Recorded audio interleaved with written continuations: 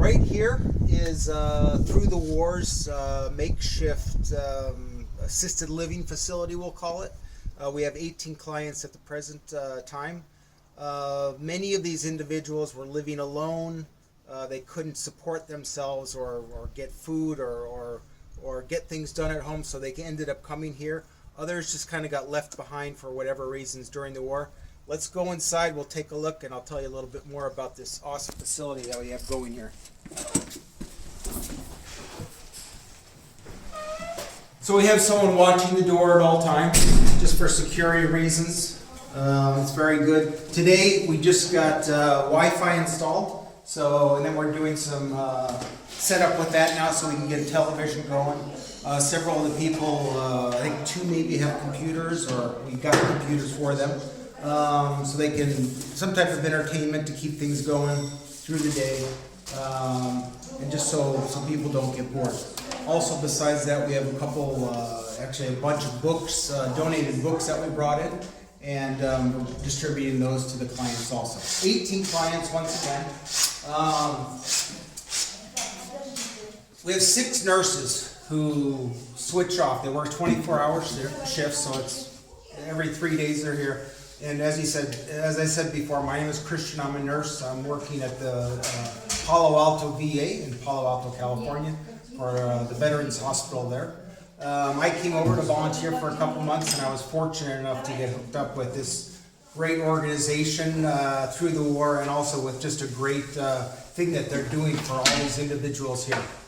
So 18 clients, 6 nurses, as I said. Several are diabetic. A couple days ago, we brought a gal in here who I think was late 80s, early 90s, who did not have any legs. We took her down, carried her down 7 or 8 flights of stairs, got her set up here. She brought her insulin, so the nurses are giving her insulin. They're getting her all set up. We have her in a hospital bed. Everyone else is kind of spread out. Sometimes there's 2 beds to a room, sometimes 3 or 4, but it works really well. And we have a great system where the clients help each other in the room also. So some might be a little bit sicker, not sicker, but just not as independent as others. So other people in the room will kind of help them feed themselves or answer questions for them or assist them in whatever way. We do have several blind people also who this is performing a huge good thing for them. And then we also have several people most people can walk and move around, but we do have a couple people who are wheelchair bound or they can't really get out of bed. So we have commodes that they use at the bedside, and the nurses assist them. And the nurses here, all 6 of them, as I said before, they kind of do a bit of everything. So the 24-hour shifts that they do work are extremely busy.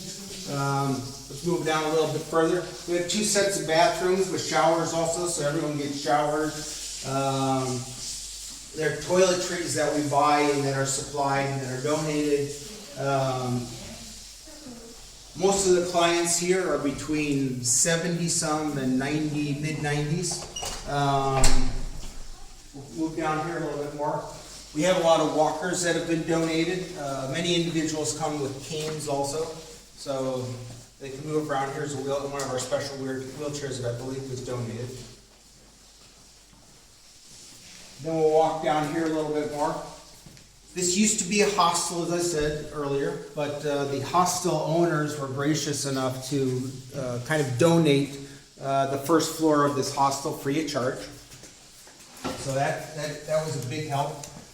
We have several kind of storerooms, I guess you could call it. So in this one right here, there's just a whole bunch of different supplies. We have crutches, walkers, canes, different types of bedding and linens and things like that, towels and whatsoever.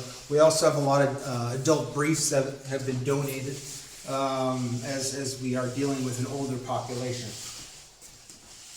As we come a little further, this is where we have all our food supplies. We have 2 refrigerators. We have bread. We have a lot of pasta. We have a lot of things, a lot of canned stuff that have come from all over Europe that has been donated. But also one of our big things here is getting fresh food and getting fruit and getting fresh vegetables, because that's part of a healthy diet, especially for this older population. You come in here, this is our kitchen right here. This place has been cleaned extensively since we've been here, not only the kitchen but the whole first floor. You can see kind of our setup right here. It's a very busy area. And then also here, this little view of the backyard, but we have at nighttime, as you know, there's shelling around here. We are very close to the front line. So at nighttime there's a curfew, and also you don't want any lights on. So we have that black plastic thing over there that we covered up. Just for safety reasons for us and also for our clients right here. On the far side over there, you can see there are some washing machines that the owners of this facility have allowed us to use. So we're using that to wash bed sheets, wash patients' clothes. We've set up some clotheslines in the rooms and outside so they can, get things dry and get things moved along. We want to thank you all for your support, getting this organization through the war to set up a facility like this, and to really help people in need is a very special thing, especially these elderly individuals. All the nurses who work here, myself, the people in through the war in the main office who are going out to different houses to help people, bringing food supplies, donations, but also bringing people into us right here because they need extra help.